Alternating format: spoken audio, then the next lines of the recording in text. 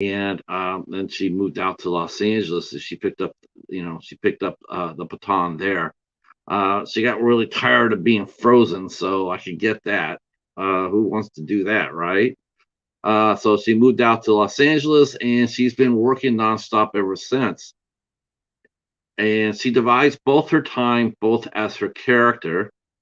She plays her, she Jennifer Nangle, the actress, and then she comes over and she does Malvolia. She does that character for different events, including conventions, and she also has a YouTube channel where she has a web series out, and she's in character. So it'll be a lot of fun to talk to her, and yeah, um, I don't know. I'm just really sort of like jazzed up. Um, so it's gonna be a lot of fun, and I'm glad you're here with us. Um, I want to thank you guys again for yesterday. We had another sensational the Midnight Society over on Al's channel. We covered Friday the 13th. Um, Jason Takes Manhattan, and yeah, we had a lot of fun with that movie. I gotta admit, the show that we did on it was probably better than the movie itself. I dare say. Um, so, oh, and you're here. Thank you, Betty. Thank you very much. I enjoyed your 6 month video. Happy anniversary. I will say that you're crushing it. You are doing so well. Um, yeah, yeah, you're gonna be your channel's blowing up. What can I say? Um, good stuff. And I really like the people who I like the people who you shouted out. I like I said, I watched Glorious Platters playlist. Man, that's a fun playlist. Uh it is hard. It's very hard to do a tube channel. It's not easy. No, no, I'm right behind you. I'm 57. I'm not that far behind you. So, and I keep doing it. Um, like you said, though, it's a slow process, and there's no really set pattern for, to building your channel up the right way, unless you want to go out there and do some jackass type of stunts, like, get hit by a car or something like that, fall down the stairs, or, I don't know, throw eggs on a cop. See, you're not that, see, you're right. I see, I'm not that far behind you. Hey, Cos, what's going on? Glad you're here, sir. Glad you are here. We're gonna be talking to. I gotta find out too who. I guess I'll know this when she gets here. I don't know if she's gonna dress in character or not. I'm not sure if she's coming in as Jennifer Nagel or as Malvolia. I'm sort of hoping, there's part of me that says I want to see the Malvolia character, but I think we get Jennifer the actress, which is fine.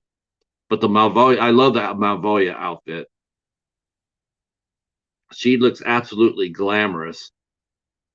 And I really, as much as I like Elvira, and I do like Elvira, I don't know why, but I love the fact that um, Malvolia is more serious. She's more. I don't necessarily think that she would be a hostess that would poke fun at a movie. Yeah, that would be cool, Betty. I hope so too. I didn't ask her. I wanted to be surprised. I wanted to be surprised. Of course, now she's probably hearing this, going like, "Oh shit, I'm supposed to go in character." No, no, no. Uh, no, we'll take her anyway we can get her, right? Uh, we're gonna be asking some tough questions too. There's gonna be. I think she's creating an art that's. I love it. I love TV horror hosts. Uh, hey, Mr. Bones, welcome in, welcome in.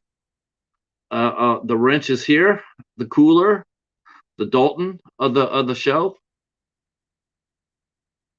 Vampira too, yes, very much so. Yeah. Yeah, yeah, you're right. She probably does come across more as Vampira than Morticia. I mean, she could do either way.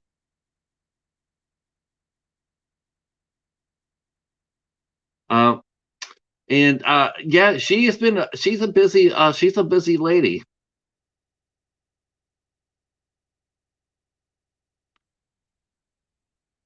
She is coming up to she is it's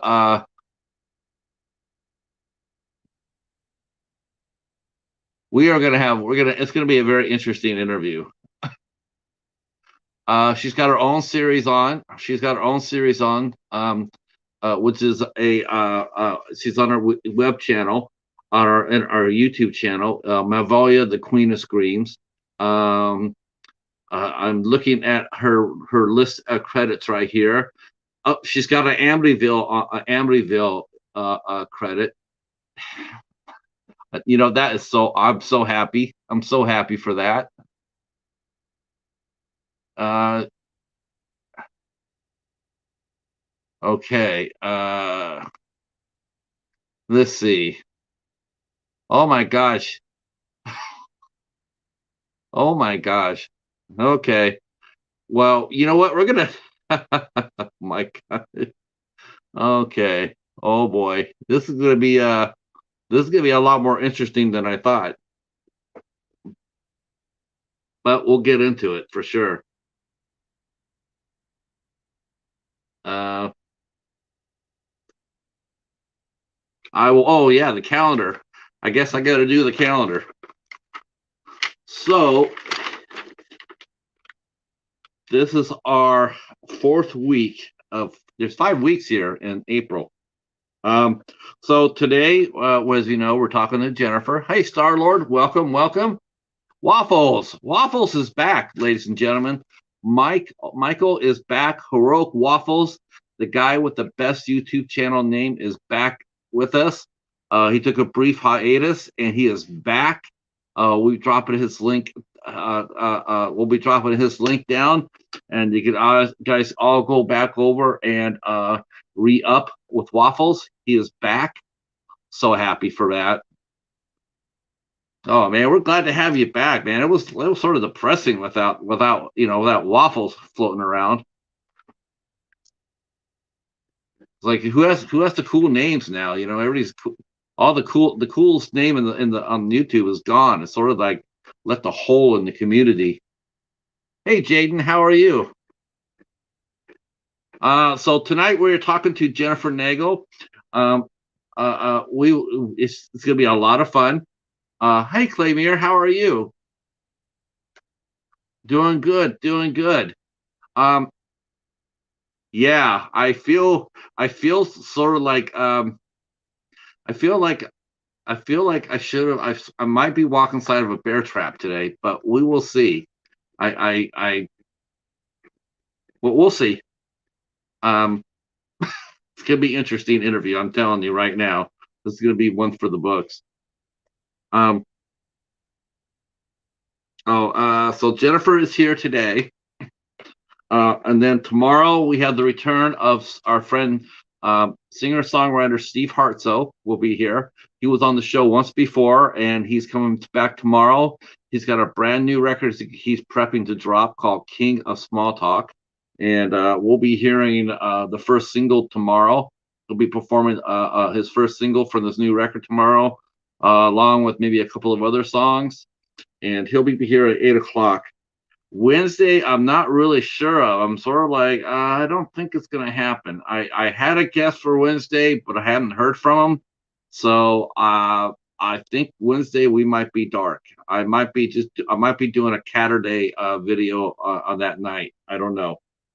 And then on the 21st, Thursday, we are welcoming in Christopher Moore, film director Christopher Moore, and actress Meredith Muller from the brand new film Children of Sin. Children of Sin will be dropping on Friday the 22nd on Amazon Prime. We have had Christopher on the show before, and we've had Meredith Muller on the Midnight Hour. So we got them both together. And for a show that with that much talent, I had to bring in a co-host, and I did. I brought in the mighty Hobbs Hoare. Will be joining us for the show on Thursday, the 21st.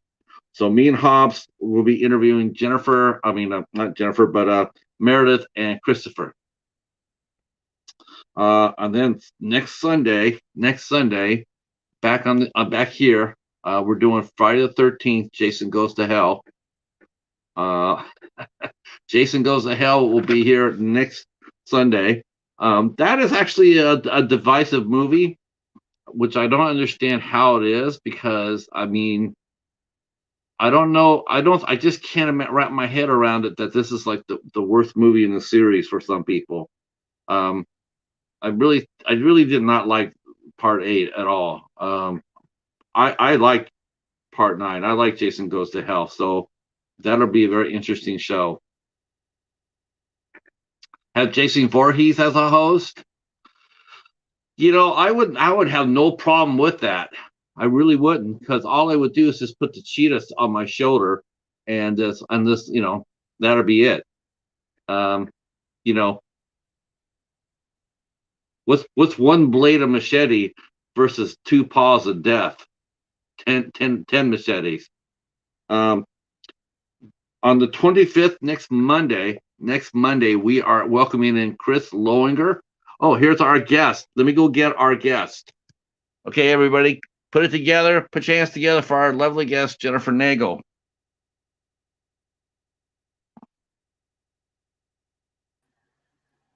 Hello. Hello. Oh my gosh. Finally. I can now go over to my Grail list. I can finally check it off. Jennifer Nangle. You have no idea. I've been asking you to do an interview for 2 years. You probably never saw me or because I know you're extremely busy. 2 years? It's been 2 years? Yep. Started on Twitter. Oh, I never check my messages on Twitter. I apologize. That's probably my fault.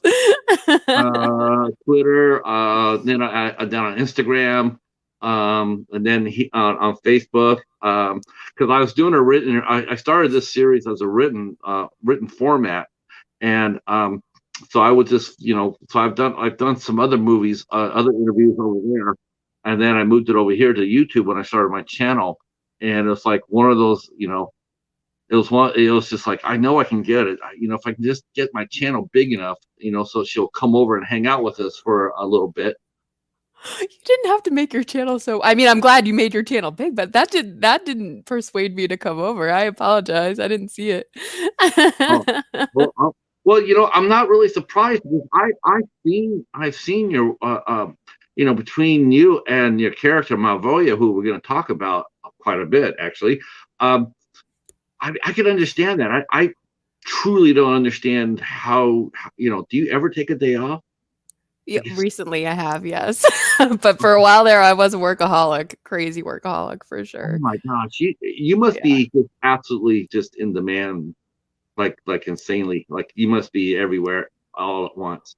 Well, let's put it out there right now. I am in demand. Yes. I mean, you both as an actress and as Malvolia. I mean, it's like one day you get up and you're like, okay, Jen's off today, and then all of a sudden you look over on your calendar and it's like, oh, Malvolia's up and running. So let me go get ready. Switch the brain, yeah. How hard is it to balance it? Recently it's been pretty tough to balance it, because finding location, because the show kind of took on it like on its own, like it wasn't ever supposed to be as big as it is. It was only supposed to be like a couple of episodes. I was supposed to introduce the character, and then I was supposed to do a found footage film, and then she was supposed to die off. I wasn't supposed to be around for almost 6 years now. So, and each season gets bigger and better and more creative. So we graduated from filming in each other's apartments to now getting locations and, trying to find money for that and bringing on more actors. And so the past couple seasons have been tough, especially, with quarantine and the pandemic and everything. But, before it was easy breezy. I was like, all right, whatever we can do, we'll do. Whatever we can shoot, we can shoot. Whoever's around, we'll do, so. Yeah. Well, I'm glad to see. I can already say one thing. I love the character, and I love how you portray her. But I'm also glad to see you're such a bubbly personality too. I was sitting there going like, is she gonna be like Malvolia? Is she gonna be like doom and gloom? And it's like, because that's the character. That's the beautiful thing about the character. It's like what I really appreciated by watching it is that you weren't like that's a virus shtick. Her she's like she'll watch a movie and poke fun at it. But I like that you didn't do that.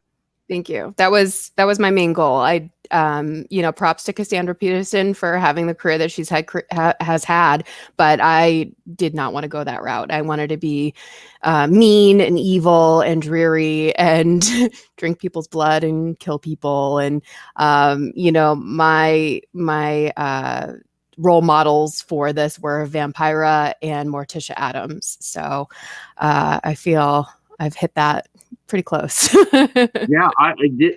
That's what I thought. That's what I said right before you got here. I think how it's both. I sensed it both, and the Morticia and Vampire, and someone in our chat mentioned Vampire, and I agree with that. And I was saying how most of the pictures I've seen of you've been in character. And, when you were dressed up as Malvolia, I had to scroll down your Instagram page. I know that sounds sort of weird, right, guys? I had to scroll down quite a bit to find a picture where you're smiling. As Malvolia? Yeah. Yeah, she doesn't smile. No.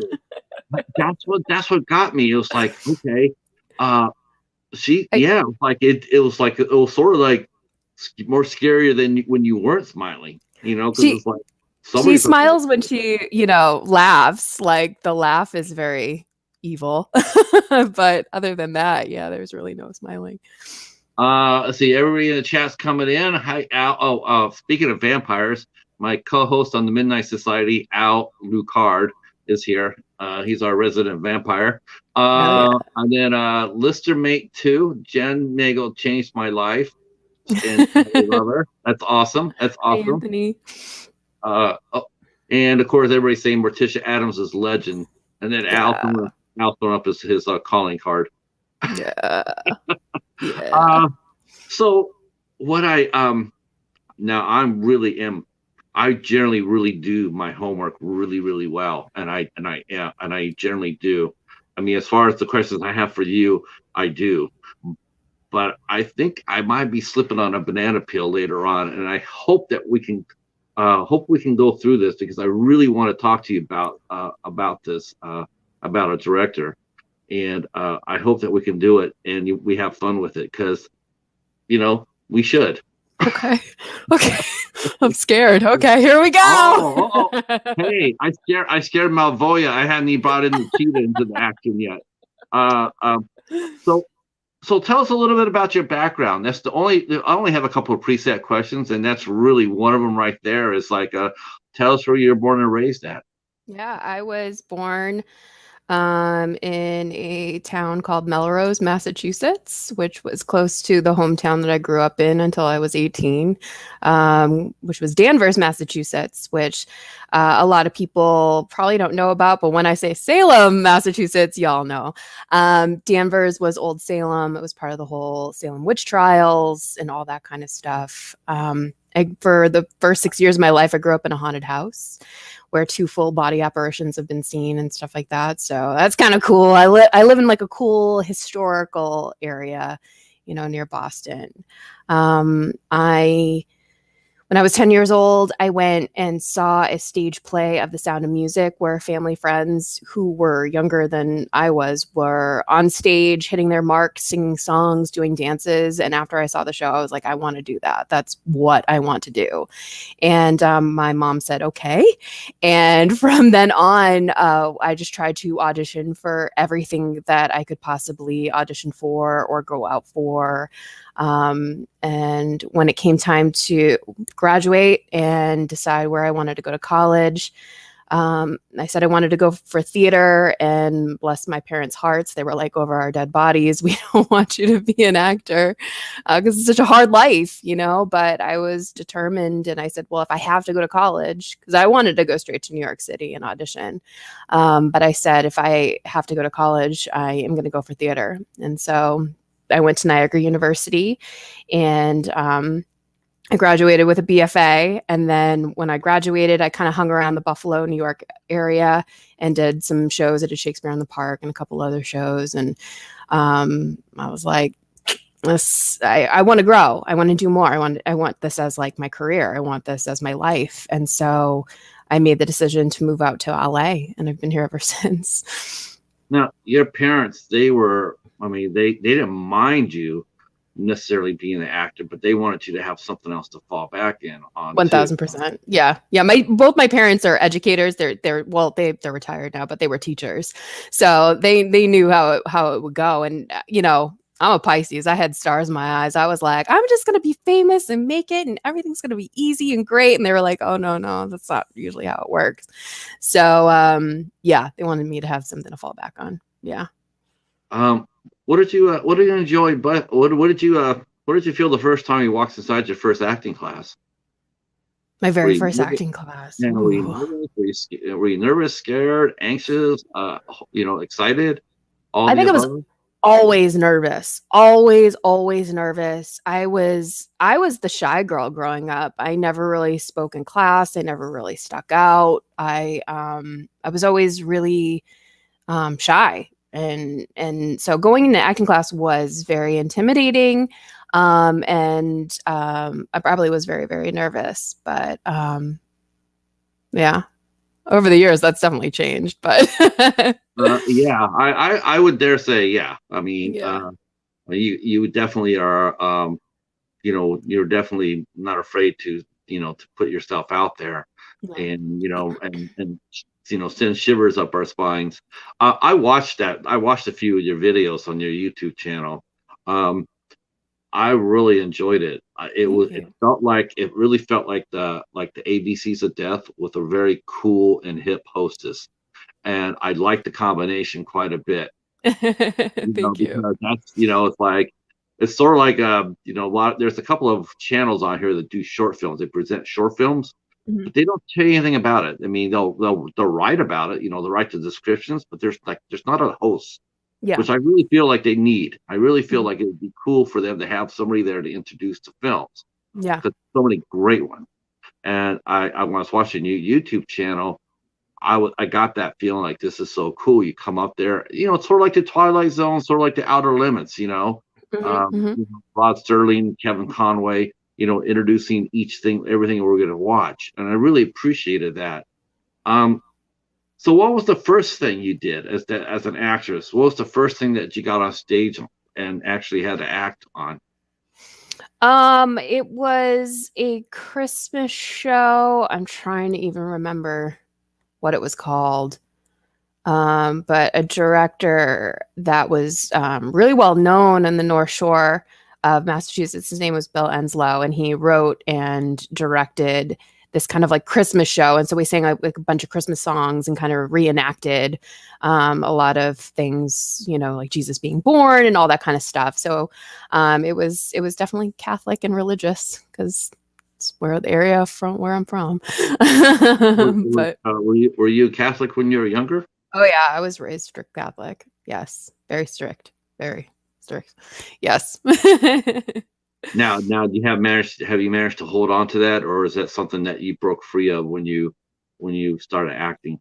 I mean, we could go really deep into this if we want to, but I grew up in Massachusetts where there was a lot of situations with priests going on, and some things that I was being taught that it didn't make sense to me, saying that people's sexual preference, who they were attracted to and who they wanted to be with was looked down upon. And I had some friends that were like that. And it just didn't make sense to me. So I kind of broke free, when I was going off to college because of certain issues like that. And I would say I'm more spiritual now, but from when I was real young, like 7 or 8, until then, I went to church like every Sunday. I went through CCD, all that kind of confirmation. I went through everything. Yeah. Um, so at college, I mean, now did you act in high school, or did you go to Niagara and that was where you first picked it up? Oh no, I acted all through elementary and middle school, high school. I did community theater. My freshman year of high school, I was doing like 4 shows at once. I was closing one show, I was rehearsing for 2, and then I had gotten cast with one. So that was a little too much. So I kind of stopped doing that. But I mean, anything and everything that I could do, I did, and I made time for, and I loved it. Loved it. It was mostly musical theater too. Yeah. Oh, yeah, I heard you. That's the second time you mentioned that. So, are you a vocalist as well when you're not acting? I have not kept up with it. um, but I mean, I sing by myself nowadays. But all like even through college, I was cast in musicals and stuff like that. I just kind of fell out of love with musical theater when I was in college because I started to really like the realism of theater, the realism of acting. When you're in musical theater, which I'm not downplaying because I still think it's great and fun, but like it's very upbeat and kind of phony. Whereas like I was doing a lot of Shakespeare when I was in college, and I loved Shakespeare. I loved just doing straight shows because it was just so realistic. You could really embody a true character, whereas opposed to like just song and dance and singing and stuff.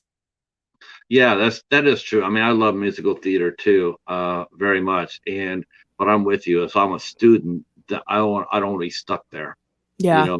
know, just because I have a voice doesn't mean that's all what I want to do with it. I Yeah. want to do drama. So yeah, I could see that. And I'm sure you did, like you said, you did Shakespeare. You probably did Chekhov. And what's the other one they do? Isn't there like three main Yeah. playwrights that they always do in every college course? You're bringing it all back. Yeah, I'm trying to think of the third one they do. I know Chekhov is one, and everybody does Shakespeare, but Yeah. um, it's. Did you find it really difficult, or was it a lot of fun for you, or did you find it hard? As opposed to doing other stuff than musical theater. Well, yeah, I mean, was the adjustment between musical theater and because I mean, think about it. I mean, you've been used to balancing for pretty much your whole career. Mm-hmm. I it I didn't find it difficult when I was in college. I found it difficult when I moved out to LA because I had the rude awakening of, well, yeah, you studied musical theater, but that's not going to come across very well on film and television. So when I came out to LA, I strictly just trained for 2 years in the Meisner technique, which is more of like a realism type of acting and a truthful, I should say, more truthful way of acting, more like every day, realistic. And Right. so that was the rude awakening of me being like, oh my God, okay, this is hard. And figuring that out as opposed to, what you did in college. Why did you go out to LA instead of going sliding down to New York? I mean, you were close to New York. What made you decide to go to Los Angeles rather than New York? Well, even though I'm going to age myself right now, 9/11 happened my senior year of college. And so the goal was to move to New York as soon as I graduated. But with that situation, a lot of people that were in New York were moving back home. There were a lot of people that I did Shakespeare in the Park that year that were in New York that came home because there just wasn't any work going on. So I found it probably I made the wise decision to move out to LA because things were still happening out here. And I did have some college friends that were still out here when I moved out. They then all quickly moved back, and I was kind of like, alone with a couple of them. But like, yeah, there was a good group of people that were out here, and that's why I decided. Yeah. Let's see. Yeah, let's see. Anthony's mentioning many people do a production of Our Town by Thornton Wilder. Oh yeah, Our Town. That's probably commonplace. Yeah, we didn't do that, but yes. and do their productions of It's a Wonderful Life and Bye Bye Birdie. I did Bye Bye Birdie in high school. Yeah. Yeah, that's a musical though, isn't it? Is that the one with Brooke and Margaret? Yes. Yes, and Tommy Tune. Yeah. I went to a Broadway show and I was sitting a couple of rows away from Tommy Tune. That was like the coolest meet and greet ever. I'm trying to remember what show that was, but yeah, that was awesome. I met the man. Now, did you when you were before you moved out to LA, did you go to a lot of Broadway shows? Yeah, I had a friend. I had known her since I was in seventh grade, where her father was very proactive of her going out to New York City and just being in the environment of New York City, going to Broadway shows, making some sort of connections. I mean, we she was very, very friendly with Alice Ripley. So when Alice Ripley was in Sideshow, we went backstage, we met her, and all that kind of stuff. There was another show that she was doing that we went. Sunset Boulevard. And I was able to meet Betty Buckley that time too. But my friend Catherine, yeah, her father was very insistent of us being around this culture. And so I was the lucky friend. Anytime he would take her to go to New York, I tagged along and I got to see all these shows and we got to, stay in Manhattan at the Doubletree Hotel. And it was just coolest experience. We would go at least like once a year. So yeah. I would have killed. I would give IT to meet Betty Buckley. Oh my God, she was fabulous. So Isn't she? nice. Yes. And she looked great. I thought she looked great. I mean, the first time I ever saw her was she did a TV show called Eight Is Enough. Uh-huh. It was right after that I found out who she was actually a Broadway. She was doing Broadway. I knew her more as a Broadway singer than I did that when she did Carrie. Oh yeah. I mean, I had no idea she had done Carrie. All I knew is that she had done Cats, and she had done just a Starlight Express. I think I want to say she did a chorus line, but I could be mistaken on that. But I remember that. I remember her on Broadway, and she had a fantastic voice. Mm-hmm. Yeah, she's definitely one of my favorites for sure. Yeah. Yeah. Now, was there anybody growing up that inspired you to act? I mean, other than watching your friends do it, I mean, was there any one person that encouraged you more than others? To be honest with you, no. I admire certain people's performances and stuff, but if you were to ask me who my favorite actress is, I can't really name somebody, nor can I really name like a favorite actor. Obviously, I love Meryl Streep and all of her work. Emily Blunt is a very strong actress. Yeah, but there wasn't anybody particular that I was like, I want to be like them. I want to be like that. It was never like that with me for some reason. No. And meeting Betty Buckley didn't rekindle your fire for musical theater either. It's sad because, I was doing musical theater at the time, but it's sad I didn't really know who she was. So I was so young. Yeah, but we knew Alice Ripley, so we thought Alice Ripley was the coolest one. But really, I should have been picking Betty Buckley's brain. So, I mean, thanks to you being in New York and everything, when you moved out to LA, it didn't phase you. You probably weren't really affected by the culture shock. Oh my God, it was awful. I hated it. After 2 weeks of being here, I wanted to move away. I was like, I cannot. The traffic is atrocious. Atrocious. That you have to get used to that big time. Yeah. I grew up in Southern California in the Inland Empire, Ontario. Oh yes. I know the area, and you're not kidding. I haven't been there in over 30 years. So, and I've heard all the nightmare stories. I have no desire to go back. Quarantine was the best thing ever. You get on the freeway and it would only take you like 20 minutes to get to like anywhere. Now it's back again. It's like at least an hour everywhere you need to go. Inland Empire, it's at least 90 minutes. I mean, it's just crazy. Yeah. So you're in LA. You got room. You got friends. Did you come out by yourself, or did your friends come out with you, and you guys all rent an apartment and do that? I actually moved out with a boyfriend at the time, and no, we're no longer together. But I moved out with a boyfriend. In peace. Yeah. Was he in the business too? No, no, no. Ooh, I usually don't date actors. Yeah, and he was. God, I'm trying to remember, but no, he was not in the business. No, in fact, he had an accounting job out here. Yeah, definitely not in the business. No. now I'm sure the guys in the chat are they just picked up on that. I generally don't date actors, so don't. So that tells me that she's not married; she's single, and so there you go. There you go. Yeah, I'm providing service. How hard? Let me ask you a question, Jennifer. How hard is it to maintain a personal relationship as an actress? Actually, as an actor. Period. How hard is it? Like as a relationship or just like a friendship? No, as a relationship, how hard is it to maintain that?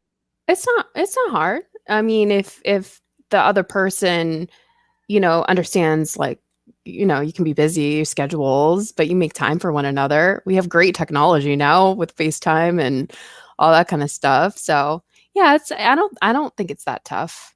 I mean, if I ever get onto let's change that. When I get onto bigger budget productions and I'm gone for 3 months, that might be a different thing, but yeah. Longest So I've ever been away is like 2 weeks, so it's fine.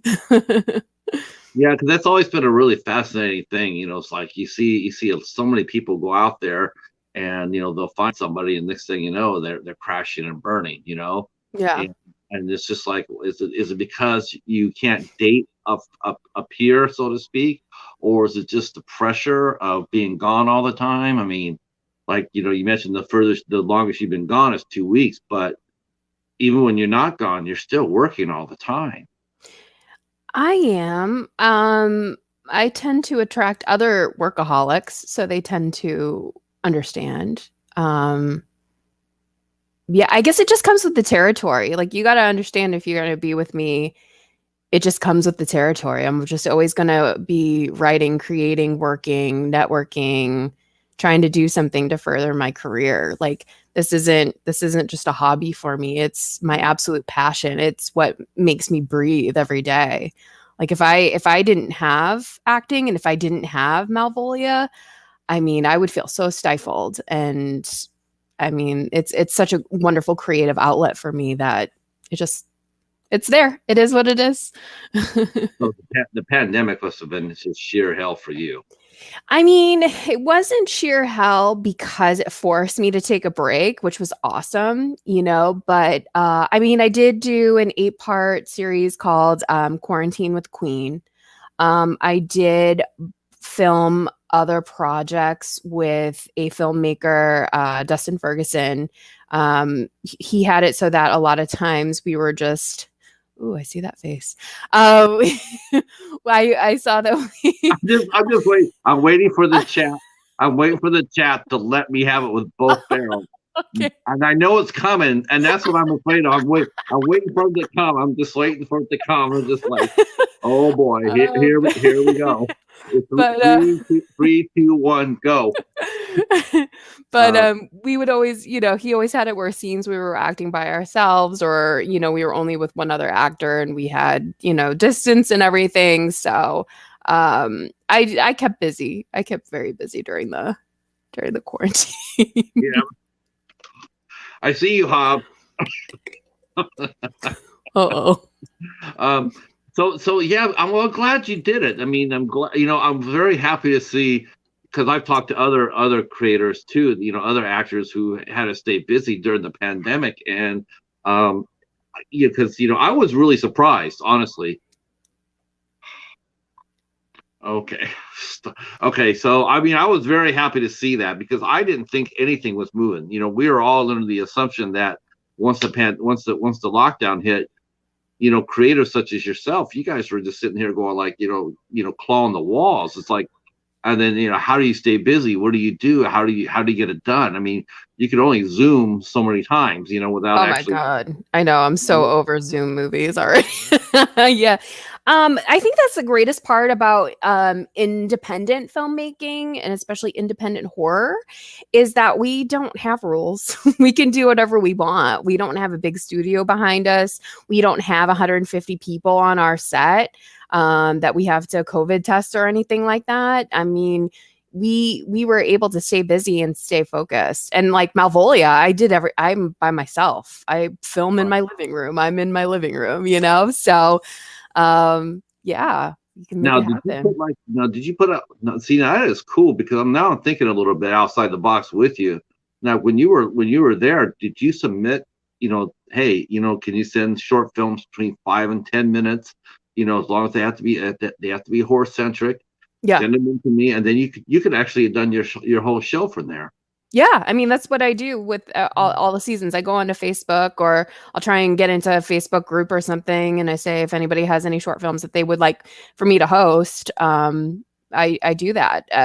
I don't make any money off of my YouTube channel. I don't make money off of other filmmakers' work. It's just to get more eyes on their stuff because I know Right. for me as a filmmaker, you make a short film, it goes into the film festival circuit, and then it's kind of like, all right, well, where does it go now? I mean, like there are other places it could go, but if you still want to hold on to it, I'm the person that can kind of help you get more eyes, Yeah, because have an audience. I'm a huge short film nut. I love them. I Yeah. do. Give me a good short film and I'm there. Good Mhm. festival, I'm there. Yeah. And you're right. It's really difficult to make money off of it, but I don't think any filmmaker should ever go into that mindset that they're going to make money off a short film. Yeah. Um, because it's just there for training. You're there to maybe you do have something. Maybe you're doing a proof of concept. Maybe you're doing a pitch. Maybe it's something going forward. It's not that I haven't seen short films go big. I mean, there was a short film I reviewed a few years ago called Cargo, and it came out. It was like a 10-minute awesome movie. It was from Australia. Well, they saw that and then they went over and they grabbed it and they decided they stretched it out to a feature. Yeah. I Yeah. think it lost its mojo because they changed the lead actor. Mm. They went with a name, Mhm. but it's just like it can be done. It can Uh, be. It can yeah. be. So I mean, what are some of the movies that grabbed you? When you're watching these short films. Let's before I go back, let's talk about Malvolia. How was she born? The origins of Malvolia. I was at well, I wasn't asked. I wanted to be a part of this film franchise, this horror film franchise where it's named after a female and there's a female lead. Um, and every movie is about the female. And I noticed that they only had male directors. So I wanted to be a part of this film franchise and be a female voice for this movie franchise. And I was told to write a treatment for what I wanted to do. And so I wrote this treatment. And the creator, the guy that's in charge of the franchise, was like, thanks, but no thanks. But one of the producers was like, hey, you really have something here. You should move forward with it. And I was like, okay. So without being around the film franchise restrictions, guideline stuff, I thought, What franchise it was? say that one more time. Can we ask you what franchise it was? I'm not going to talk. No. I'll tell you off. Okay. Okay. To this day, too, there has never been a female director for that film franchise, and it's named after a female. But Yeah. yeah, so the producer was like, you really have something. So I decided, I knew I wanted to keep that found footage feel. I love found footage horror films, especially when they're done right. I love them. And I wanted to talk about a horror genre that I didn't think was being discussed at the time. So I ended up going to Son of Monsterpalooza or something that year, and they were celebrating Elvira. And I never was allowed to watch Elvira growing up. I didn't know anything about Elvira. And I was just completely amazed at how many people were still like in love with her and supporting her and in line waiting for only 30 seconds with her. Like it just blew my mind. And I was like, oh my gosh, horror host. Like nobody's talking about horror host. Like Yeah. that's what I want to do. And I know I stand corrected now because there are 1,000 horror hosts all over the country still doing public access. They are? Absolutely. Oh my God. Yeah, there is. Yes. I only know honestly, I only know of active. Uh-huh. I only know Swinguli, Uh-huh. and I know that there's Rift Tracks, and I think Mystery Science 3000. I think they're still around. I know they rebooted, and I don't know if they're still around. But other than that, I haven't. I mean, in chat, have you guys heard of any active horror hosts? Because honestly, I haven't.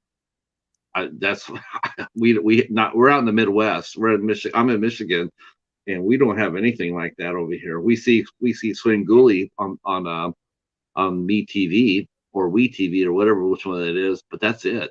Oh my God. Yeah, I did a of course, now that I'm like in the spotlight, all these names are like totally vanishing from my brain. But back during quarantine last year, I did a whole panel with fully active horror hosts that are still. One girl is in Buffalo, New York. She's on public access. Like, yeah, I mean, there are still a ton of people still doing this. It's crazy. We're mentioning Mr. Bones is mentioning Joe Bob Briggs. Yeah, Joe Bob Briggs. Yep. Yeah, Yeah. but he's on Shutter. Lee Turner, After Hours Cinema. He has a YouTube channel. They're in Mississippi, Southern Mississippi. I work with them a lot. Mistress Misery, she's in Northern California. Yeah, I mean, there's still a I'll good have to get chunk. a list from you. Yeah, yeah. I will. We'll talk about that off camera too. Yeah, I Yeah, guess once you get into this, you learn because I was like you, I had no idea. I was like, nobody's talking about horror hosts.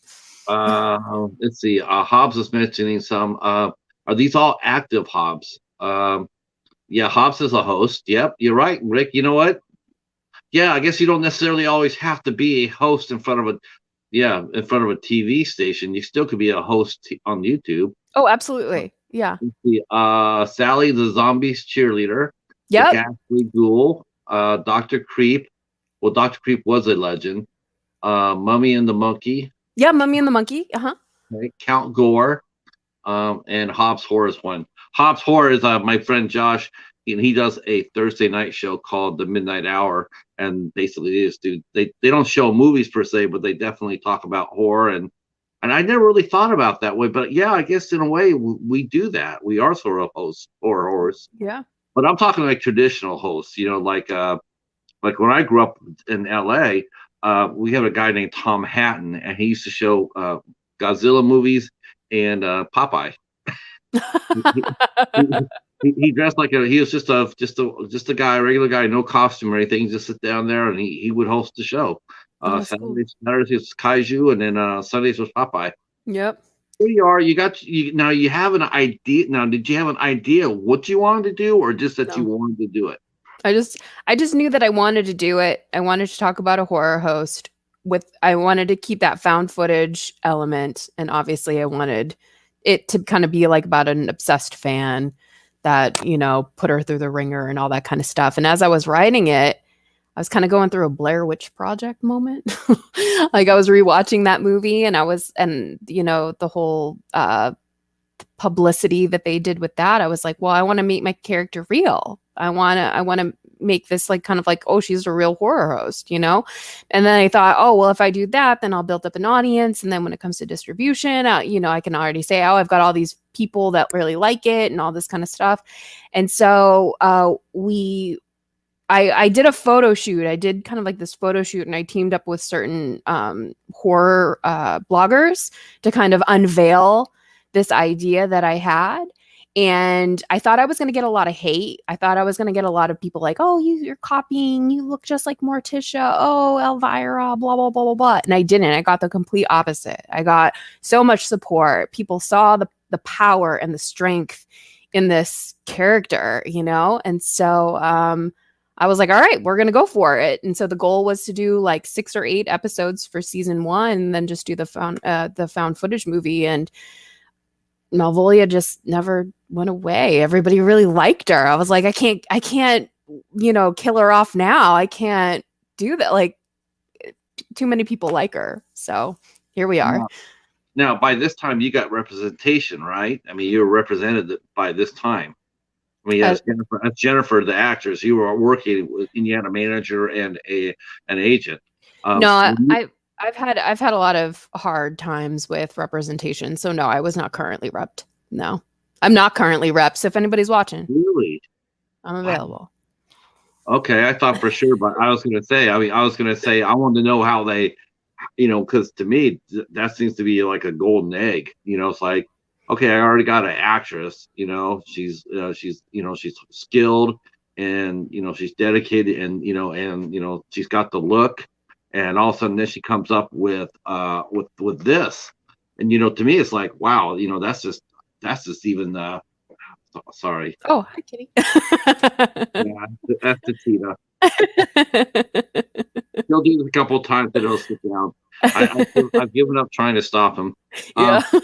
So to me, it'd be a great calling card to be like, I would think that managers and agents would be falling over themselves, because I think you hit a home run here. Yeah, I don't really know why it's been so hard for me with that. I really don't. I took a manager meeting back in January, and I thought it went really, really well, and it didn't. So, yeah, I don't know. I think I'm just on the path of self-producing and just trying to get myself out there. Yeah. Okay. Here's a ham. I want a ham. Thank you. Oh, he'll be back. Trust me. He'll be back. Yeah. he just likes stealing scene. That's all. Get the attention. Yep, trying to steal the spotlight. Let's see. How hard was it to get in the makeup the first time? I mean, here you are. Did you have an idea this is what you wanted to do, or did you try a lot of different looks before you made your first public appearance? I think I just tested it out once. So purple is kind of like my power color, and I knew I wanted to go with purple. I knew I kind of wanted to be a little bit more pale. I kind of wanted to look dead, a little sunken in and stuff. So I did like heavy contour. I whitened my skin a little bit, and I just knew like glam, like heavy makeup and glam, and I went with purple. So yeah, I think I tried it out once, and we just went with it. So what was the first? Let's go back. Now we got Malvolia. Now, how hard was it then? Was it instantaneous acceptance? Did you start getting phone calls to show up for different events, conventions? I know Dark Delicacy is a huge thing in Southern California. I know they do shows down there a lot. And did you do any of those with David Ducote? Did you get? No, it wasn't until later on.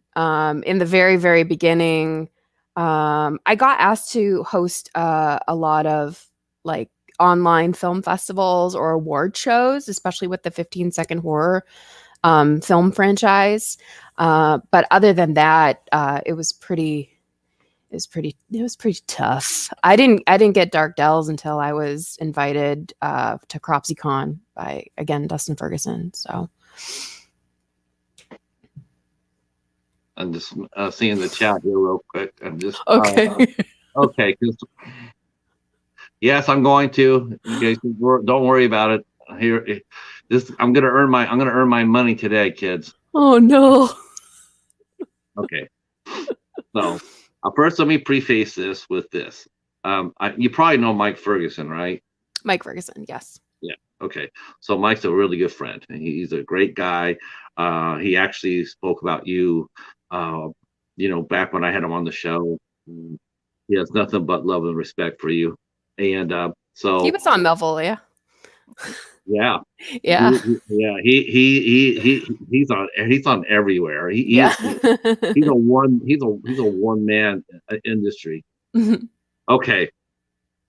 I'm sure you've been interviewed before. I'm sure you've been asked. I cannot believe I just can't believe I'm going to be the first one to talk to you about this. But how did you meet Dustin Ferguson?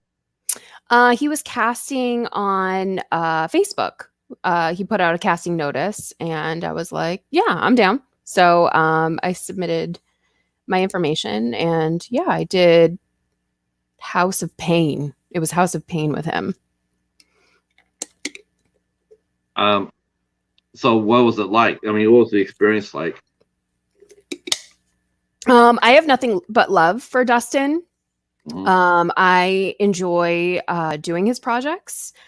He tells you he tells you what's going to happen, and everything that you expect to happen happens. It's a safe environment. I've never felt uncomfortable. I've never been asked to do anything that I've never wanted to do. I feel it's very professional, and he's one of the people in my life that truly, truly believes in me and always brings me back. And I'm appreciative for that. Now, does he bring you? I mean, he uses you as Jennifer, right? He uses me both as Malvolia and as Jennifer the actress. Yeah. Has that you think that, because um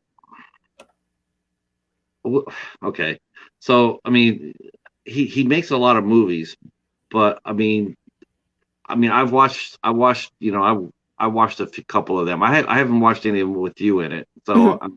that's on me. I'm just curious because and I've talked to many other artists and whatnot, and I'm not going to say anything bad about it. All I'm going to say is his technique. It seems to be stagnated. I mean, do you think that as a filmmaker, as an actor, when you walk onto a set, especially when you're working with the same director, Mhm.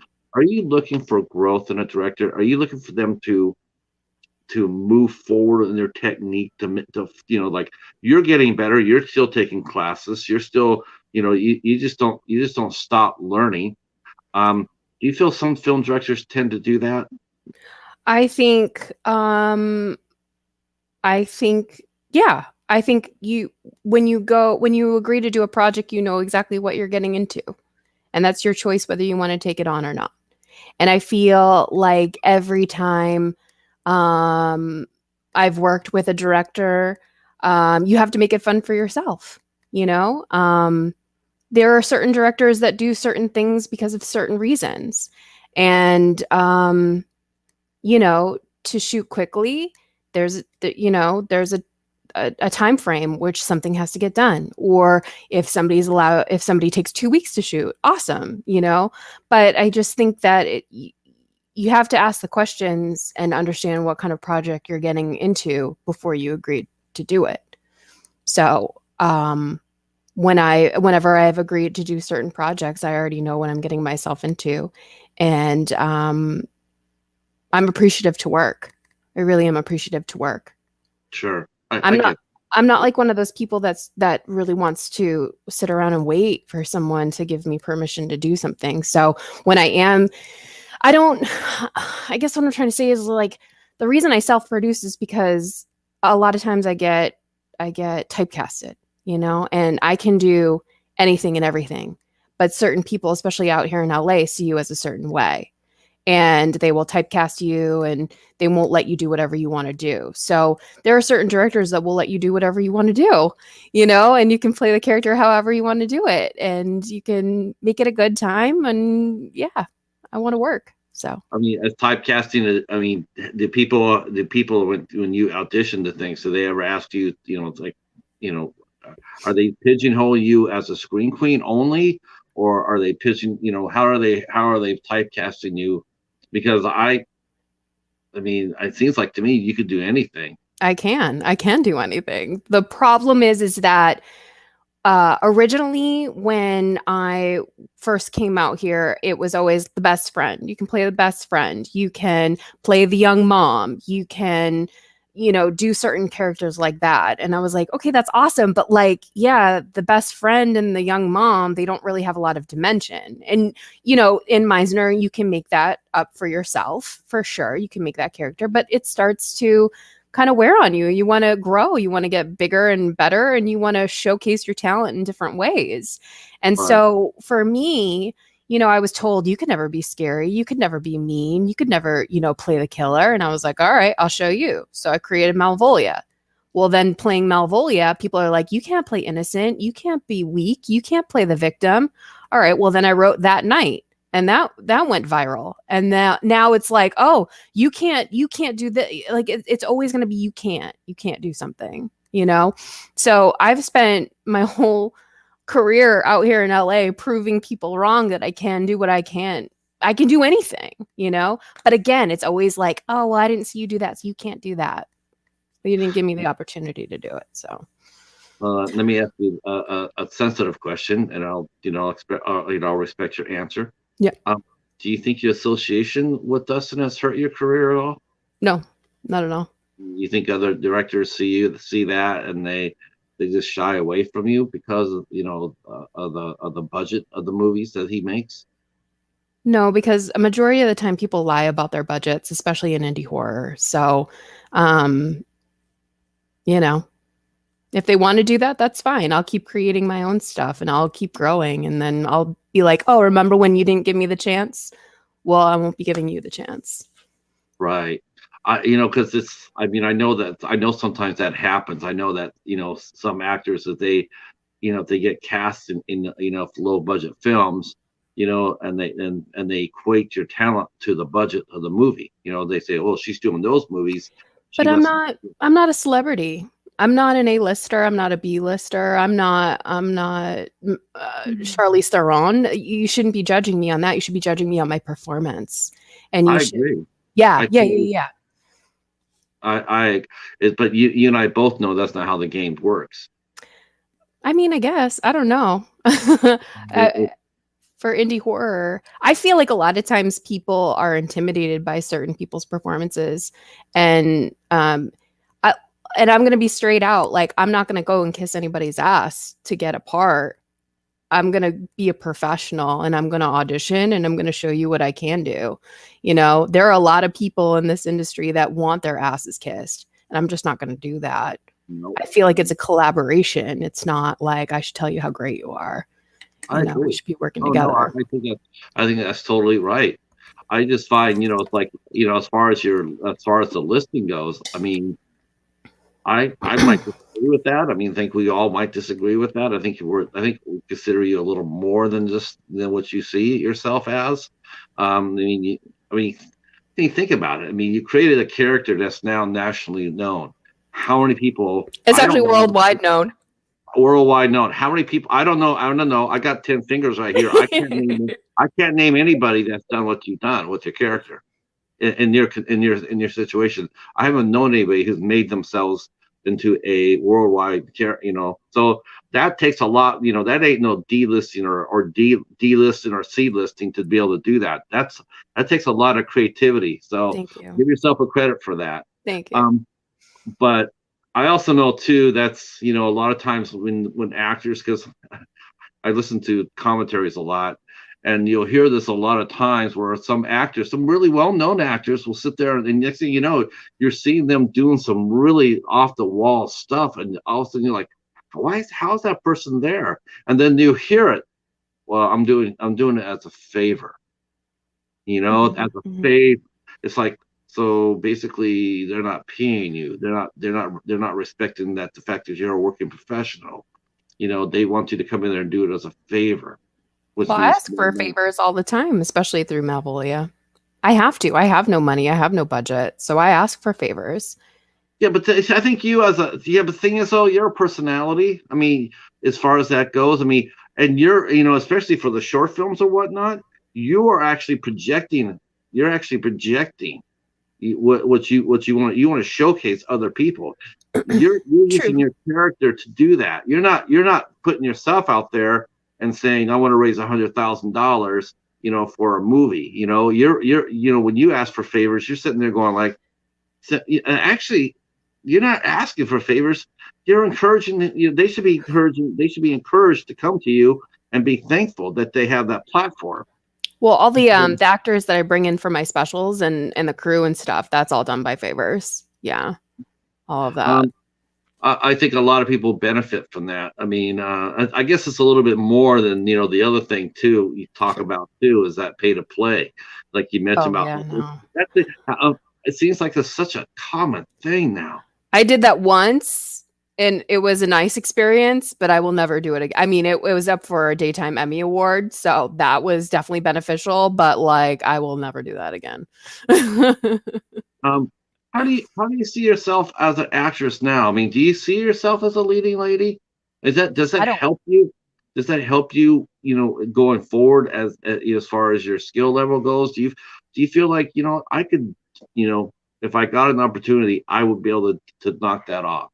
I would be able to. Yeah. I definitely feel like I'm very strong enough to carry a film. I'm trained to carry a film. Would I want to be a leading lady? Not really. I want to be a leading lady under my terms, and that's why I'm doing body count because I'll be leading that film, but under my terms and how I want to do it. So, yeah. Thank you, Cause. Thank you so much. I'm going to read off some of the chat here. I've been sort of missing it a little bit. Anthony says Jennifer Nagel is a celebrity. Actually, I see more as a working actor. Yeah. She knows it, and loads of others knows it too. Yeah, somehow I don't want to. I never want to put the term celebrity with an actor. I Yeah. just don't think it mix. Yeah. I don't see that. I see you as an artist, a creative, or a working actor. I don't see you as a celebrity. A celebrity is someone like a Kim Kardashian. Oh, yeah. Yeah. Right. And that's no knock to you, Anthony. I'm just saying how I felt. So no, and I'm sure there's people who do see you as a celebrity. What are some of the most fun moments as Malvolia? I mean, I'm sure you got some pretty funny stories. Hmm. I'm sure you got some bad ones too. I'm sure. Have you ever had a stalker? Oh, I have a lot of weird people in my DMs for sure. A lot of times I try not to reply. I try not to give a lot because the little you give, the more they take. I've stopped checking in at places on Facebook to let people know where I am, if that gives you an idea. So, Oh, that would. um, yeah, yeah, I, yeah, because I remember checking in one time and somebody was like, "You're still there? I didn't see you," and I was like, Mm, "Oh, mm. yeah." Okay. But a funny story, one that's coming to mind was when we shot the Thanksgiving special this past year with Robert Mukes. Um, we shot it at this location that's owned by a friend of mine, and I wanted to have candles on the table because we're having Thanksgiving dinner, and I wanted real candles. I didn't want to get fake ones. And I was told, to be very, very careful. I had to have my own fire. I had to bring my own fire extinguisher in case there were any problems. And I'm thinking to myself, what kind of problem is going to happen with the candles? And we're not going to set the place on fire, but I understand safety or whatever. And those are the rules. So, never did I ever think that thing was going to be knocked over because in one part, Robert stood up and he's a very tall man. And so the table kind of went with him, which was cool because it added just to the scene and everything like that. But the candle, the little chandelier thing fell over, and I could see the crew and my friend Charles in my peripheral being like, oh, oh, and I was like, oh my God, we're going up in flames. We're going up in flames. Everything is going. But Robert and I kept up with the scene. Like we just kept going. And then as soon as, we cut, I looked over and thankfully nothing caught fire. The candles were on its side. Some of them were still lit. They were still burning just sideways. And we did not have to pull out the Run for fire your lives. extinguisher. Yeah. But that was definitely an experience. What role are you most proud of? I mean, what role? If I said, I'm brand new to you, I have never seen any of your movies. What three movies of yours would you recommend that I watch to get an idea of your skill? Well, obviously Malvolia. Hands down Malvolia. Anything Malvolia, all the specials Malvolia. I would say season 2 Halloween special Malvolia. Because I was in it. I was in it. I was ruthless. I was mean, and I wasn't taking anybody's BS, you know. So that was a really fun episode for me to just kind of let loose, because season 1 we really didn't know where we were going with her, and then season 2 I was like, I'm gonna be the meanest person ever, and so we just went with it. So season 2 Halloween special. Second one would be when I played Lilith in the movie Lilith by Alex Wang. I act opposite of Vernon Wells, which first time meeting, first time working with him, and he's absolutely fabulous. He is as fabulous as everybody says he is. He's such a great time. We had a really good time together. And I feel like it shows a lot of strength in my performance too, because here I am going up against a veteran, and I held my own. And the last one would have to be when I played Rachel in That Night. That Night is a short film that went viral. Well, not really viral. It didn't go that viral, but it did very well in the film festival circuit, and I did win a lot of Best Actor awards because that movie is pretty ruthless. In fact, like my mom could not watch it. She still will not watch it because it's so real and ruthless. And we put that together very, very quickly. And I fought for that movie to be finished. And I think it just says a lot of my talent. So that's my three. Your friend Necro Diaz says, hello, my spooky friend. It's good to see you again, Jenn. Oh, good to see you too. Thanks for tuning in. Have you thought about, or do you have a fan club, or do you have anything like that people can join and support you that way? Or no, just social media. Everybody's my victim, so that's that. But if they survive my fan club, no.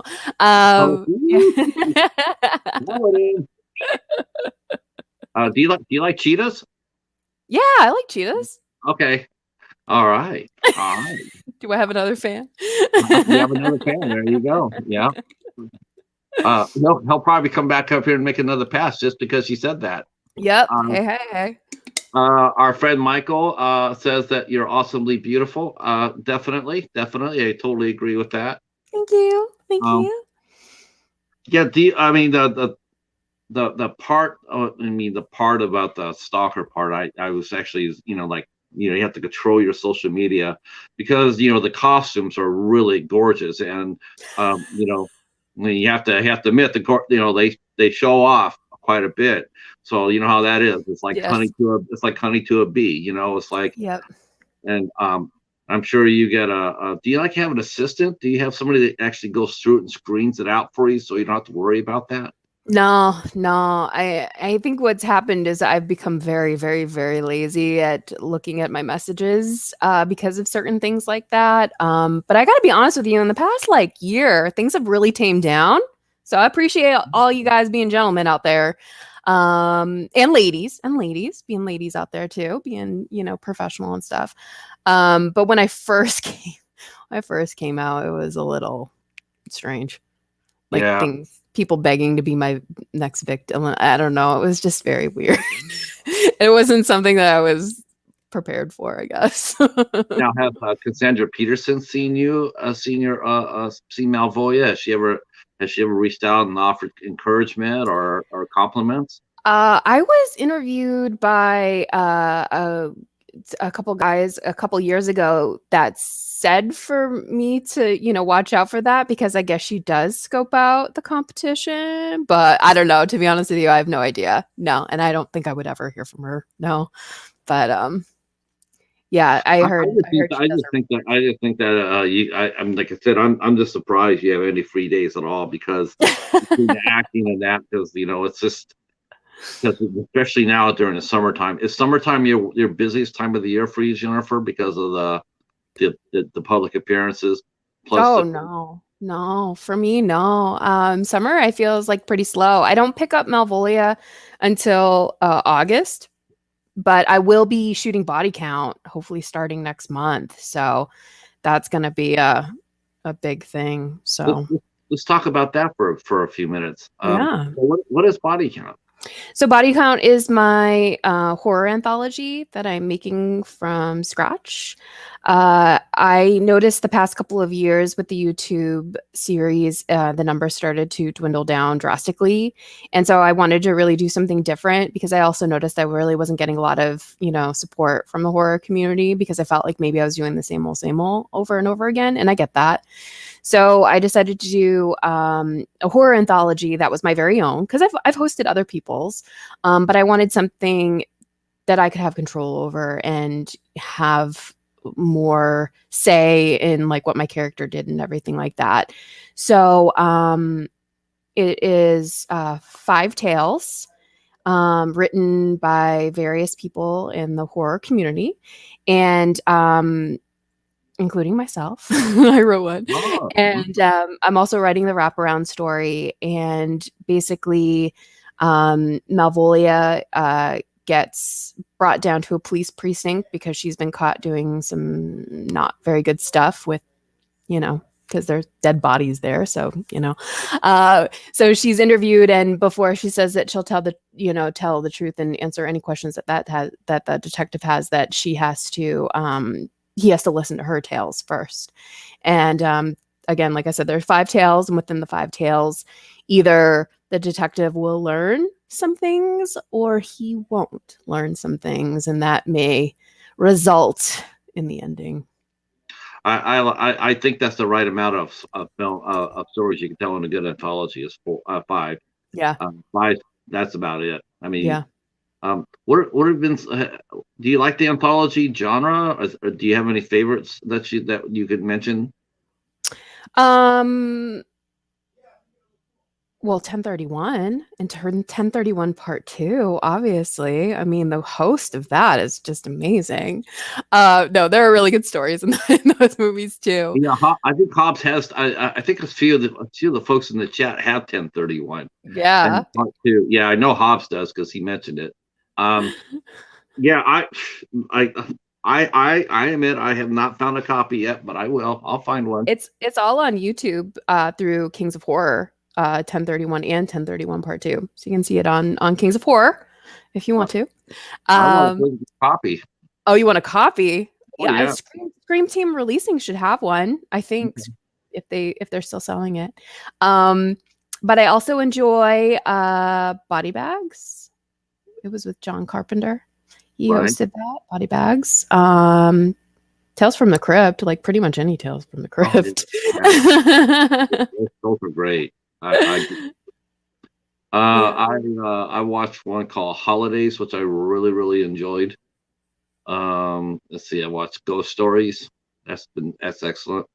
I think I've seen Ghost Stories. I liked Ghost Stories. Yeah. Did you? Yeah, Yeah. me too. I'm still sitting over here like we were talking about the other day in a chat, and someone brought it up, and I'm going like, that was just watching Martin Freeman in that. It's just like, and then his character does what he does, and it's like you're just sitting there. It's the last thing you're expecting, and now he does it. And all of a sudden, you're just sitting there going like, "Holy shit!" So body count is now. Have you already secured funding for that, or are you raising it, or are they ready to go in production?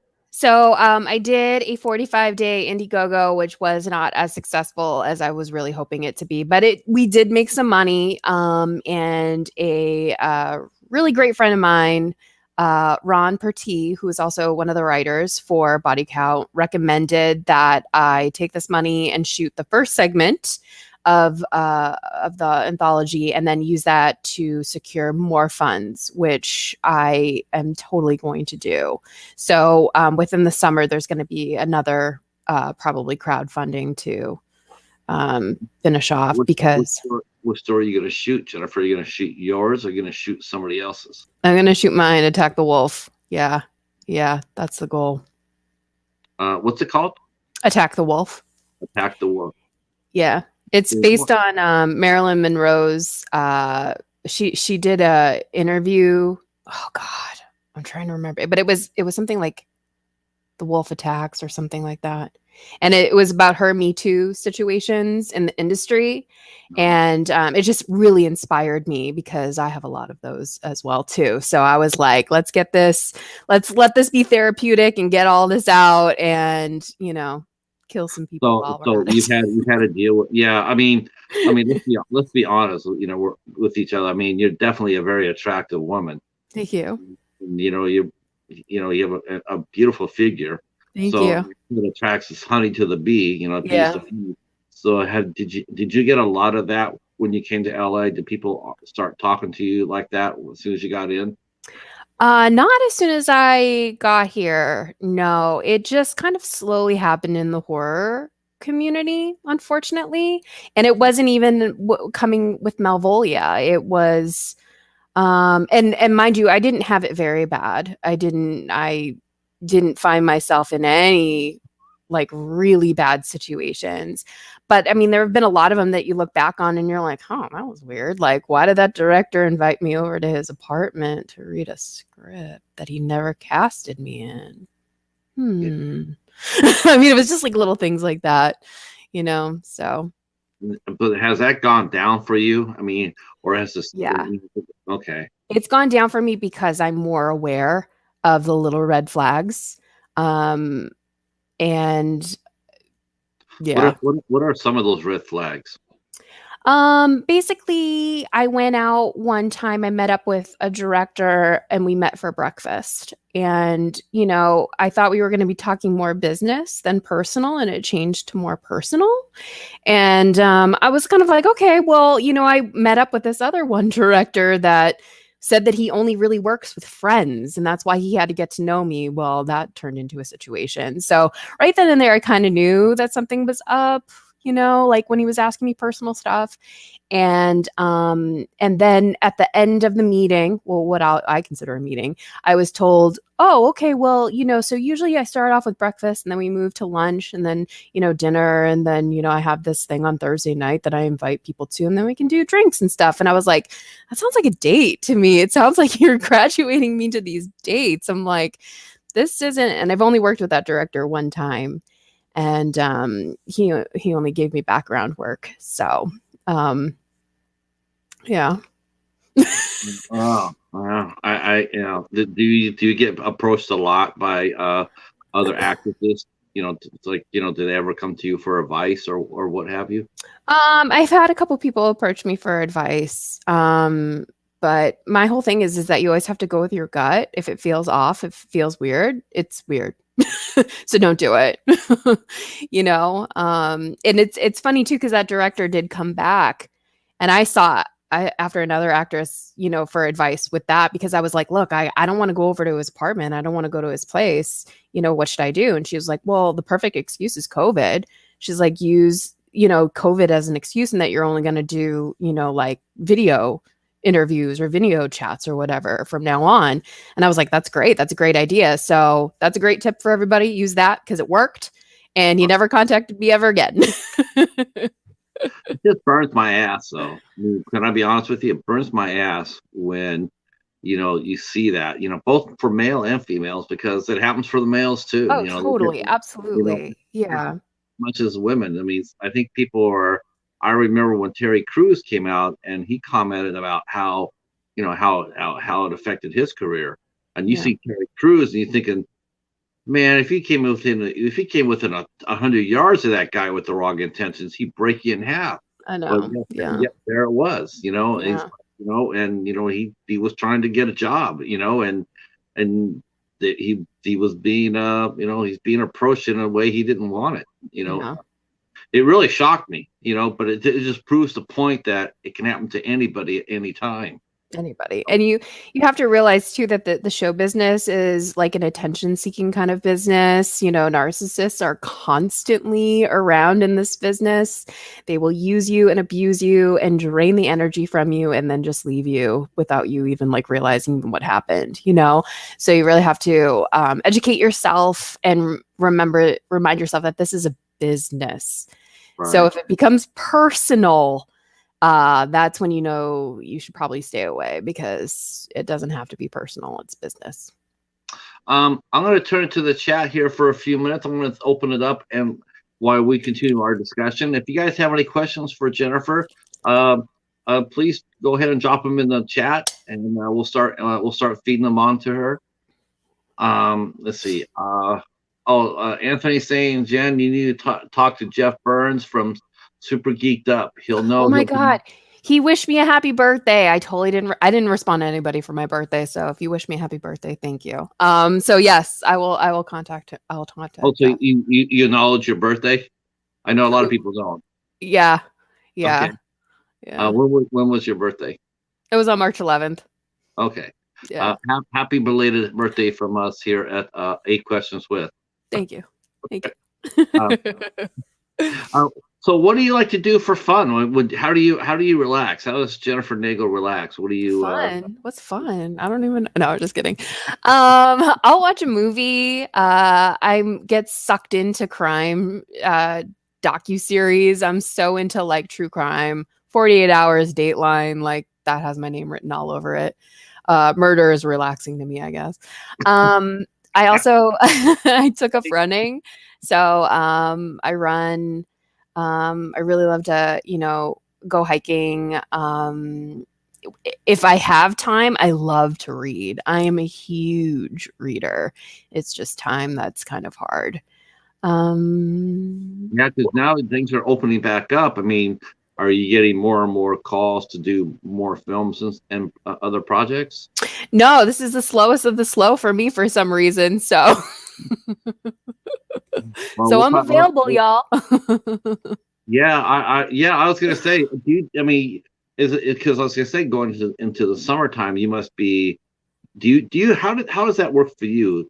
Do people call you to ask you to appear to conventions? Do people have to, how if they wanted you to do a convention or a public sighting, a public appearance or whatnot as Malvolia, how would they get a hold of you? Yeah, you can contact me on social media, or my email is on my IMDb and all that kind of stuff. But honestly, like I don't get contacted for any of that stuff. Real. Yeah. I was invited to, with the After Hours Cinema crew, I was invited to go to Houston for the Houston convention. I don't know which one it is. And and that's in June, and I am contemplating it, but I did book a couple of jobs in June, so I'll have to see if the dates work and if I can get there. Money, all that money stuff. Right. Yeah. Because I mean, that's the good thing about conventions when they call you is they pay for you. Yeah. Yeah. Yep.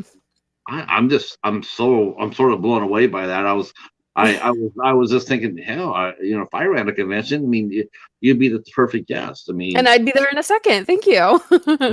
yeah, you'd be the perfect guest, especially for horror convention, especially, because it's not easy it's not easy to get talent to come out. A lot of times you just get vendors, and it's like, no, you want actors. That people want to see actors. They don't, Yeah. So, so you said you write as well. Now, is that something you got from college? Is that something you picked up? And what's been the one? What was your first script that you wrote? The first script I wrote for film was my horror short film, Demonic Attachment. And I wrote that. And we shot it, and then that went into the film festival circuit, and now it's just kind of sitting on my YouTube channel. But I wrote that, and what I learned quickly out here in Los Angeles is that everything is money. And I did not have any money to give anybody to write me a script. So I had to learn quickly, and ever since then, I've pretty much written all of my own material. I have, some people will guest and do, some episodes of Malvolia, but a majority of the content is all mine. Majority of the short films I've done is all mine. I pretty much write everything that I do. Is it hard to ask people for favors? Yes, because I am surrounded by incredibly talented, beautiful, worthy people, and there is nothing more that I would want than to pay them for their talent and their expertise stuff and just their creative Listen to these words that are coming out of my mouth. But I would love to get, oh, hey there. I would love to give them back that. And unfortunately, I am not in the position yet to do it. And I cannot wait till I am. But I have a lot of beautiful people around me that truly believe in me and believe in what I do. So a lot of them have no problem doing that. And I'm forever blessed and thankful for that. But yeah, it is hard asking for favors. Big time. And then I just have a couple more questions for you. I'm not sure if you want to get into that or not, but I'm just curious. And again, just if you say, no, then I understand. Okay. What is it usually? I mean, as far as low budget films, like like we're going back to Dustin here. How does you work for him a lot? Mm-hmm. So how? I mean, is that how do you make money working on his films? I'm compensated. Okay. Yeah. Yeah, I am compensated. And I'm thankful for it. Very, very thankful for it. Yeah. Yeah. I'm sorry. He's really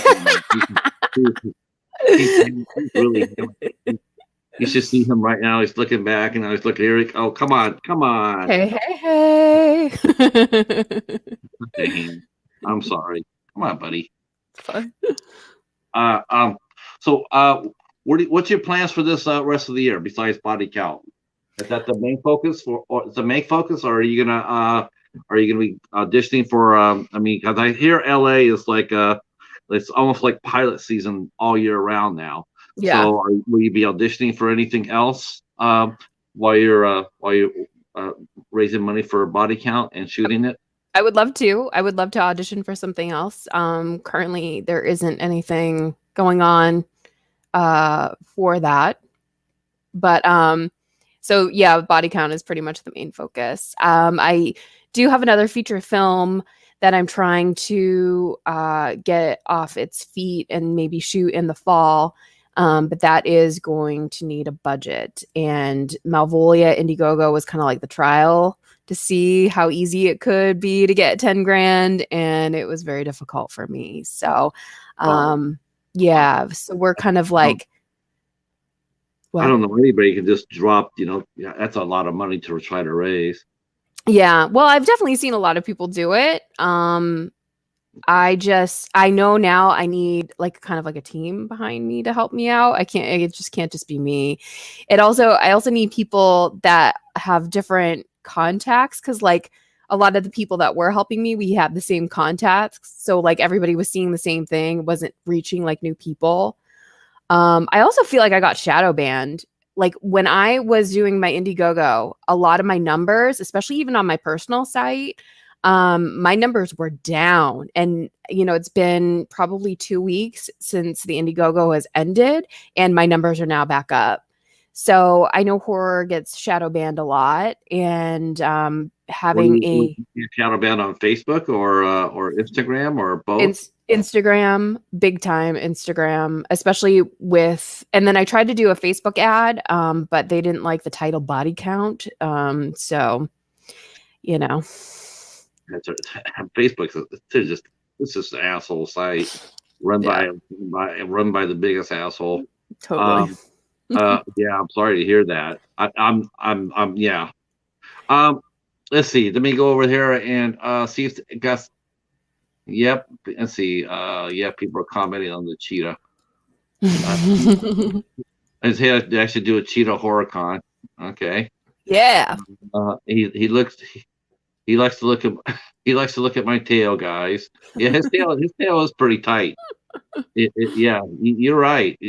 I won't lie. Okay. All right then. Well, let's see. Anthony's messaging here. He says, he's got to go. Yeah, thank you so much for coming by, Anthony. That's really cool for you to come out and support the show. And Jennifer, I really appreciate it. I hope I see you again. Thank you, Anthony. Right. Yeah. Thank you so much, Jennifer. I can't thank you enough for coming out and hanging out with us and talking about your career and Malvolia, the hostess with the Mostess. I hope you trademarked those. Did you get those trademarked? No, but I'm going to do it right now. Yeah, yeah. The Before Queen of somebody Screams. steals it. Yeah, the Queen of Screams, and Hostess with the Mostess. I'm going like those are two trademark you could trademark those, and because you've had the character now for 6 years. You have the name of Voya trademarked, right? No. Oh my God, It is a really? vampire name meaning ill will in Italian, so I don't know if it already is I trademarked. think you should definitely get that trademark. Oh, okay. Yeah. Oh yeah. Yeah. That's the first thing I tell you to do. Yeah. No, because that's your calling card. Could Yeah. you imagine? I've seen people do that. They've had characters or whatnot, and someone will come in there and put the trademark in, and next thing you know what? Even though you created the character first, they get it. Wow, it's crazy. I'm not Crazy. sure what it is. I'm sure you can look into that, but yeah, by all means, trademark your creation. It's yours. Yeah, Yeah. totally. Yep. Let's see. Last round here. Thank you, Jennifer. This was very cool. Thanks, awesome show, Pat. By the way, Jason Goes to Hell rules. Well, we're covering that next Sunday on our show. Jason Goes to Hell does rule. It does. Yeah. He What about does. this? Well, okay. You know what? Let's ask her some of these movies real quick. We'll keep you for a couple more minutes. Okay. What horror movies do you like to watch? So Give my us some of favorite Yeah, my give us some of your favorite favorite. rewatch over and over and over again is obviously Psycho. I'm a huge fan of Psycho. The Ruins is my ultimate favorite. I could watch that and never ever ever get bored of it. And no, I've not read the book and I probably should. And Blair Witch Project for me is just hands down just a good old time. I love the Blair Witch Project. I Yeah. do. I'm with you. They did it right. I cracks me up when I hear the hate for it, and I've come up with a theory for that. Mhm. The reason why a lot of people hate it so much is because they fell for it. Yep. They totally believed. Oh my They God. totally believed, Yep. and when it didn't happen, though, it's like, oh, I wasn't scared. Oh, just shut your mouth. I knew it was fake the whole time. I knew Yeah. it was fake. Yeah, no, you didn't, because nobody did. Otherwise, Right. it wouldn't have made the money it made. So go sit down. Totally. Go sit down somewhere. Totally. So the ruin. What about was it far above? As Far above, so below? below.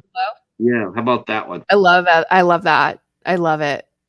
See, I knew that. See, the Descent. The Descent, hands down. The Descent, female. I think Power. we're getting familiar. I think we're getting something. I think we're on the same familiar path here. Let's see, what other movies are in tunnels? How about Beneath with Jeff Fahey? Which one? Beneath with Jeff Fahey. I might have to Oh. educate myself on that one. Okay. Okay. Favorite Friday the 13th movie. Oh, obviously the original, the first. Okay, the second one, second favorite. Second favorite. You know what? I want her to pick, right? Everybody knows what I'm really want. Which one do you want me to pick? No, I can't tell you that. Didn't you pick it? I'm trying to remember. I'm so terrible at this. Don't ask me any of the Nightmare on Elm Street ones. Friday the 13th. I mean, I love Jason Takes Manhattan. Jason Goes to Space. No. Wait, which one is that? She likes Jason. She likes Jason. Jason Takes Manhattan. We just covered that last night. Oh, really? Yeah. Oh my co-host is cracking. He's dying over there. We just covered that on his channel last night. Oh Lord, we were just shaking our heads. It was like, oh, how did this movie get made? How does a lot of movies get made? Tell me the secret. I don't know. Okay, Yeah. well, let me tell you one, because I'm going to. Okay, I know you guys are already laughing at me, but I'm going to. Okay, so I reviewed my first Dustin Ferguson movie, and I didn't know this before I saw your background. I promise you, I did not know. Okay. But I reviewed it because I saw it. I saw it online, and it was a movie called Blood Claws, and it had a Black Panther on it, right? Oh, I'm not aware of this one. You know me as a Cheetah owner, I'm going to be all into that, right? Yeah. So I go ahead and I take a look at it, and it's like, well, first of all, what threw me off was it was only 55 minutes long. And I'm like, well, that's not much of a movie. It's almost like a short film. So Mhm. I go ahead and I go to Tubi TV. It's a great place to find undiscovered movies. Yes. So I go ahead and I fire up Blood Claws. Jennifer, I think you're tremendously talented. I think you're wonderful. You're beautiful, and we all love you. Malvolia rocks hard, but Blood Claws was dog shit. Oh, Oh. I was. Yeah, I'm just sitting there and was watching that, I'm just dying. And then it didn't even last 55 minutes. It lasted 47, and there was no Panther. Everybody has their own way of storytelling and their own way of art. Hey, I'm always gonna shoot. I'm always gonna support the underdog because I know what it's like to make a It, movie. It is I, motherfucking hard. I was going to say under cat, because Oh, Undercat with there's the supposed to be a claws. panther, under panther, because there's supposed to be a panther in there. I know. See, everybody's dying. I heard they're laughing at me, but I have to be honest with her.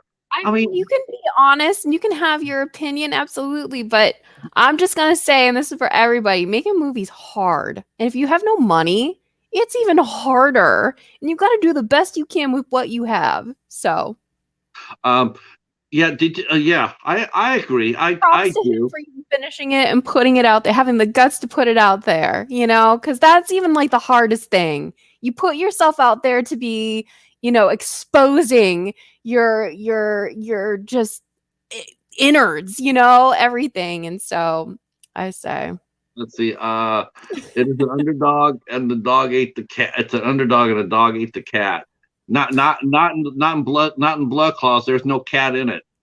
That's the problem. There's no cat. damn, Uh, damn. so no, yeah. Now, do you have pets? That'll be my last question. Do you have a pet? Let's see. There is Harold back there. Where is he? Harold? I can't even point at him. My skeleton. No, I don't have any pets. So. Okay. Oh, you have a okay. Well, my buddy Hobbs, he's got a skeleton by name of Mr. Bones. Uh, Oh, Mr. yeah, Bones. he has Mr. Bones, he has Killer. Okay, so on the note of I got blood claws into this. I should get an award for that, you guys in the chat. You guys should okay. Thank you so much, Jennifer. I really do appreciate it. We're gonna stay in touch, and it won't be 2 years before you come back for sure. I'll check my messages more, I promise. Um, well, I'm telling you what I'd like to do is like after you shoot your first segment for body count, I'd like to have you come back and talk to us about that. Yeah, let's do it. That'd be Would, awesome. would this be your first time directing? No, but no. No. No, I've directed like a lot of the Malvolia stuff. Yeah. Right, Yeah. but I mean, as far as this, oh yeah, because since it will be Malvolia, okay, that'll be that'll be awesome. I can't wait to see it because, like I said, I love anthology films, so I will be front and center for that. Yeah, thank you. Thank you. Uh, Slay wants to know if you're single. No, No. they can't be asked questions like that. That's too personal. Um, Besides, if you got here earlier, we already covered that.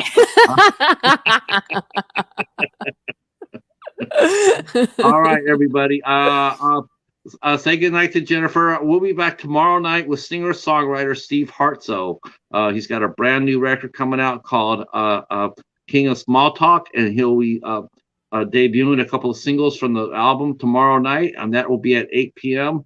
And then, of course, Thursday, the 21st of April, we will be welcoming in film director Christopher Moore and actress Meredith Moeller, along with special co-host Hobbs Hoare. And we will be talking about Children of Sin on Thursday, the 21st. The movie comes out on April 22nd on Amazon Prime. I will go ahead and drop all of Jennifer's socials down below in the description box. So if you want to follow her on Instagram, but no bad messages because I will find out, and I do have a cheetah, and we will travel. Right. Have Cheetah will travel. That's trouble. That's right. There might have not been any blood claws in that movie, but he has blood claws. Let me tell you, and I got the scars to prove it. Thank you guys so much, and we will see you tomorrow night. I'll talk to you soon. Peace. Bye. Hold on, Jennifer.